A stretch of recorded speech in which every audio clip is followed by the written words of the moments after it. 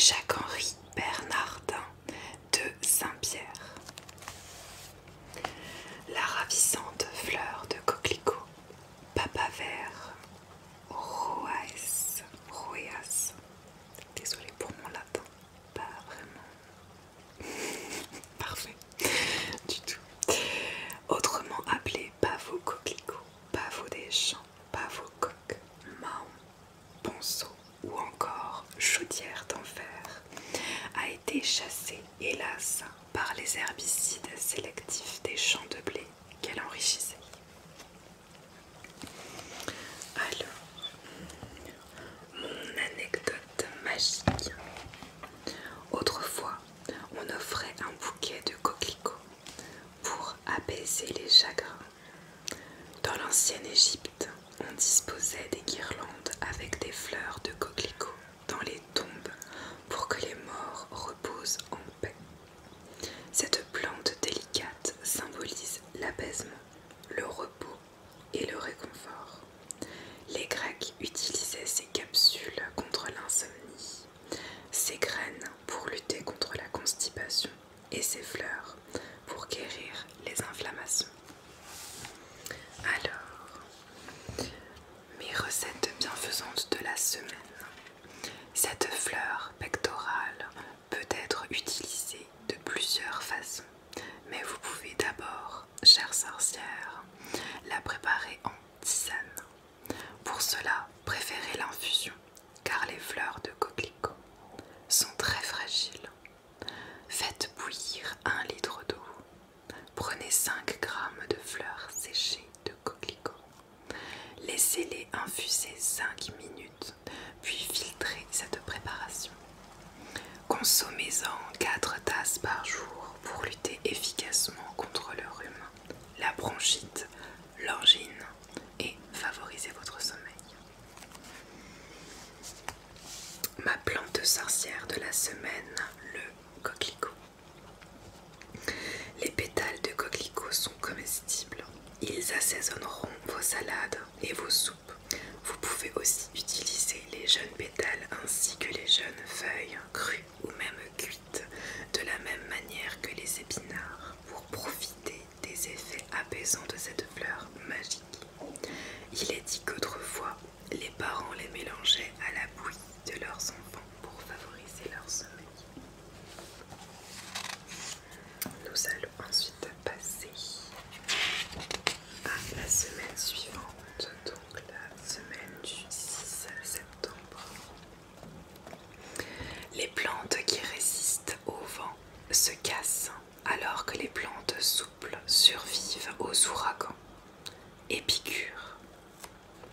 La gentiane, Gentiana lutea, plus simple à dire, appelée aussi gentiane jaune, grande gentiane, Jansona gentis, Quinquina indigène et Quinquina du pauvre, vient d'une famille nombreuse. En effet, elle compte plusieurs centaines d'espèces. La gentiane jaune est l'une des plus belles. Alors il me semble qu'on aura une nouvelle lune, et si je ne dis pas de bêtises, ce sera le mardi 7 septembre. Alors, mon anecdote magique. Les sorcières allaient chercher la gentiane dans les hautes montagnes. Celle qui domine les prés pousse très doucement. Il faut attendre sa 10e année pour qu'elle donne sa première fleur, et elle peut vivre 60 ans. Il faut donc l'accueillir avec parcimonie, car on utilise seulement sa racine. Dans les champs, ramassez seulement 1 pied sur 3. Connue depuis l'Antiquité, elle est un puissant fébrifuge et un stimulant hors pair des fonctions digestives. Alors, ma recette bienfaisante de la semaine. Après avoir cueilli votre racine de gentiane, mondez-la avec une brosse souple, puis coupez-la en petits morceaux. Laissez-la sécher à l'abri de la lumière dans un lieu bien ventilé. Une fois sèche, prélevez-en 6 g pour préparer une légère décoction. Les Laissez-la bouillir 5 minutes dans 1 litre d'eau, puis infusez 5 minutes supplémentaires.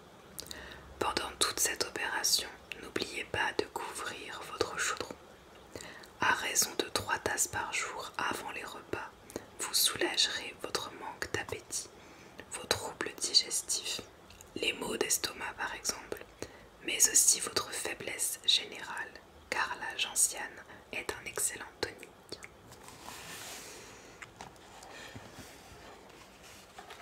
Alors, ma plante sorcière de la semaine. Attention, chère sorcière bienfaisante, tout près de cette belle gentiane à fleurs jaunes pousse une autre liliacée extrêmement toxique. Le vérâtre blanc ou hellebore blanc. Heureusement, on le distingue aisément. Les feuilles du vérâtre sont alternes sur la tige, alors que celles de la gentiane sont opposées. Les fleurs du vérâtre sont blanches et forment une longue panicule au sommet de la tige, tandis que celles de la gentiane sont jaunes et poussent à l'aisselle des feuilles. De toute façon, lorsqu'on veut faire de la cueillette sauvage en général, il vaut mieux être sûr et certaine de la plante. Et pour éviter toute toxicité ou toute confusion avec une plante qui serait moins bonne pour la santé, voire très toxique. Donc toujours faire attention à être sûr à 100% avant de cueillir et surtout de les utiliser pour les ingérer. Alors je ne vous ai pas montré le coquelicot avant, puisque je pense que c'est une fleur très connue. Par contre la gentiane, je vais vous la montrer. Alors il s'agit de cette plante que j'essaye de vous montrer avec un petit peu de luminosité. Donc les feuilles seront plutôt vert, un peu clair je dirais. Nous allons ensuite passer à la semaine suivante. Donc qui débutera par le lundi 13 septembre. Vous ne pouvez comprendre une pâquerette dans l'herbe si vous ne comprenez pas le soleil parmi les étoiles. Paul Claudel. La pâquerette Bellis perennis s'appelle aussi petite marguerite, pâquerette des prés, fleur de Pâques et fleur de tous les mois. Pour certains, son nom ferait référence à Pâques, puisqu'elle apparaît généralement en mars. En fait, elle viendrait plutôt de l'ancien français pasquier, désignant les pâturages. Alors, mon anecdote magique. Selon la légende, quand les bergers et les mages se retrouvèrent au pied du berceau de Jésus, les premiers n'avaient à offrir que des fleurs des champs. Ils pensèrent alors que leur présent était ridicule. L'enfant divin, comprenant le sentiment qui animait ces hommes, repoussa les cadeaux des mages et s'empara d'une pâquerette qu'il porta à sa bouche. Depuis, les pâquerettes ont le cœur doré et l'extrémité des pétales rose. Ma recette envoûtante de la semaine. Les pâquerettes qui prolifèrent à la campagne étaient jadis cueillies par les sorcières soucieuses de leur beauté pour confectionner une huile de massage raffermissante. Elles remplissaient un flacon de fleurs fraîches et les recouvraient d'huile d'amande douce et d'huile d'abricot. Le flacon bien refermé, elles le laissaient macérer 21 jours au soleil, puis filtraient l'huile avec laquelle elles se massaient les seins pour garder un joli galbe.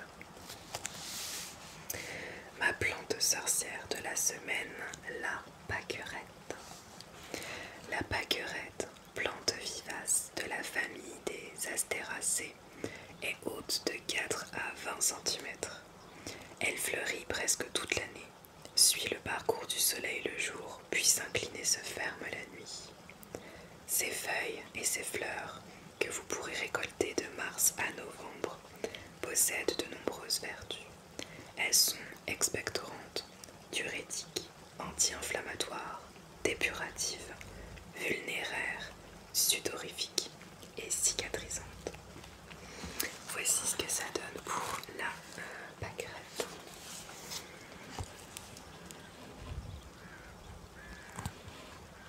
Donc, juste ici. Passons ensuite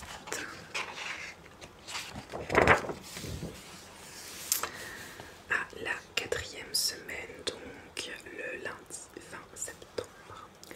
La liberté est un chien-dent.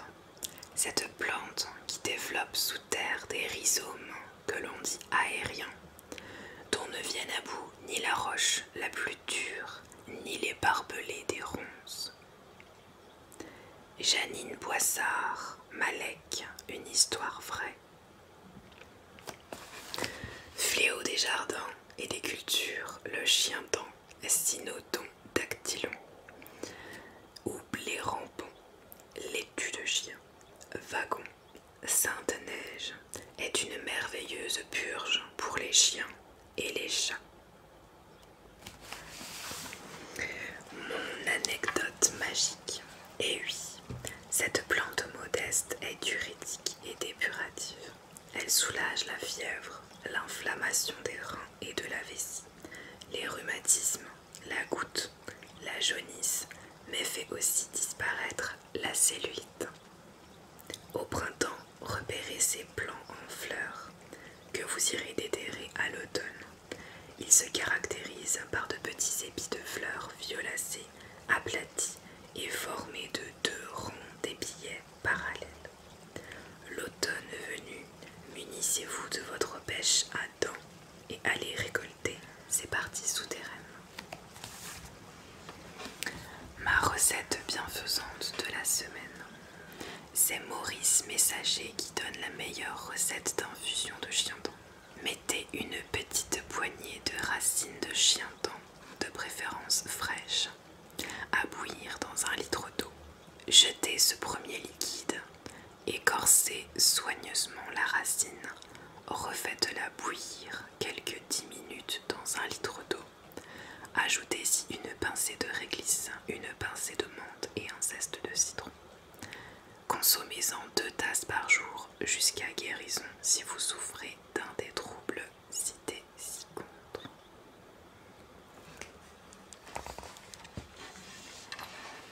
Alors, ma plante sorcière de la semaine, le chien-dent. Le chien-dent est la plante du désenvoûtement.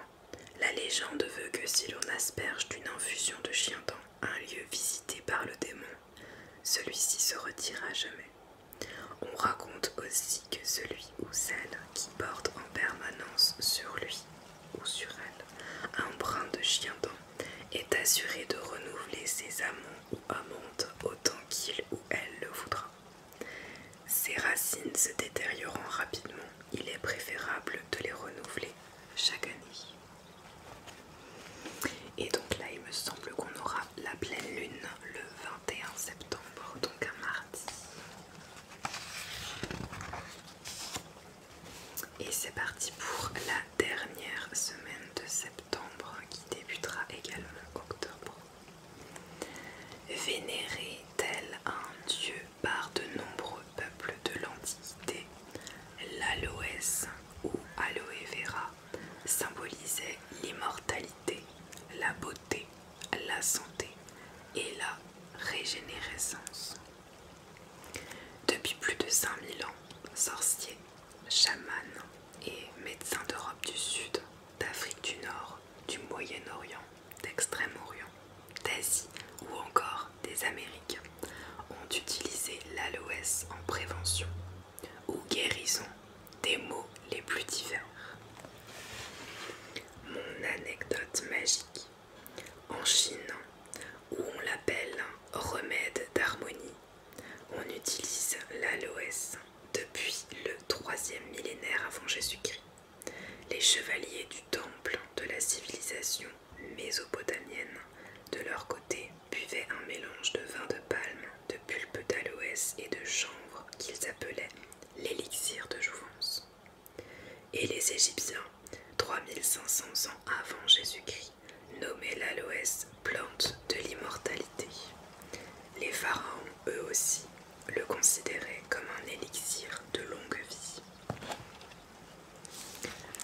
recette bienfaisante de la semaine. Au Yucatan, les Mayas utilisaient l'aloès depuis des siècles. Les Jivaros l'appelaient le médecin du ciel et les Séminoles la fontaine de jouvence.